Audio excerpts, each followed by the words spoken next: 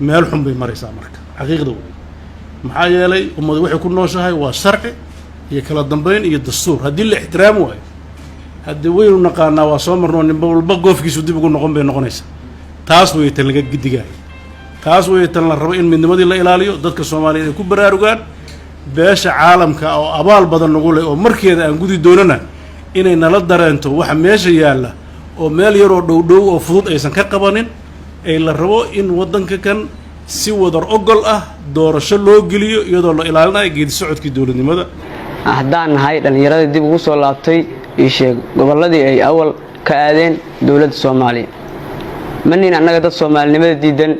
manina ii sheeg dad mataqaanaa sida ii sheeg maamulada kale gooni inta isku taagan yiri annaga Soomaali baan nahay ii sheeg calanka waa sidana waa kan halkaas ugu dhagan yahay waxa awal u tagnay iyo waxa meesha ugu tagnay isku mid ma anaga awal waxa raadsanay waxaan ciidan Soomaaliyeed waxa raadin inaad waxa damacnay inaad doono ciidamada Soomaaliyeed